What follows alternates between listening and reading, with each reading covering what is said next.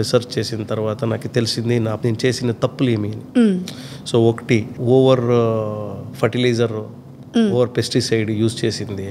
తర్వాత మన లోకల్ పంట ఇడిసి వేరే పంటని నేను ఆర్గనైజ్ చేసి మోనోక్రాపింగ్ చేసింది. మార్కెట్ని నమ్మి మోనోక్రాపింగ్ సిస్టమ్ చేసింది. 18 ఎకరాలో 17 ఎకరాలో మేము మోనోక్రాప్ ఒకే పంట పంటి మేము సక్సెస్ అయ్యేదానికి ఛాన్సే లేదు మేడం. ఎందుకంటే మార్కెట్కి తీసుకుని పోవాలి, అది మార్కెట్లో రేటు తగ్గొచ్చు, ఇట్లా అన్నీ చాలా వేరియేషన్స్ ఉంటాయి. అదన్నీ దీంట్లో పారామీటర్స్లో ఓడిపోతాడు రైతుడు, వ్యవసాయి ఓడిపోతాడు.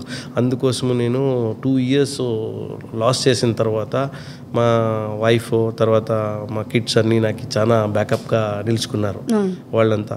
సో ఇది లాస్ కాదు, మీకు ఒక నాలెడ్జ్కి ఒకటి నేర్చుకున్నారు మీరు ఈ లాస్ నుంచి. ఎస్, ఎగ్జాక్ట్లీ నేర్చుకున్నారు మీరు. దీని తర్వాత మీరు పర్ఫెక్ట్గా చేసేదానికి ఒక ఇది ఉంటుంది, మీరు చేయండి.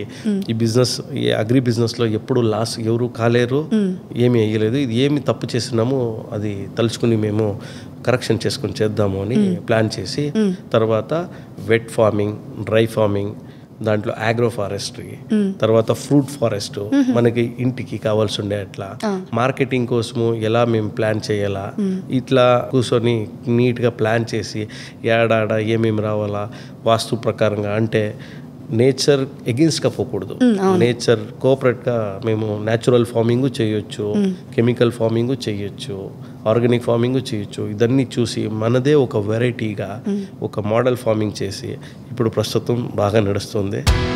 బాస్ వాలా, బీ ద బాస్.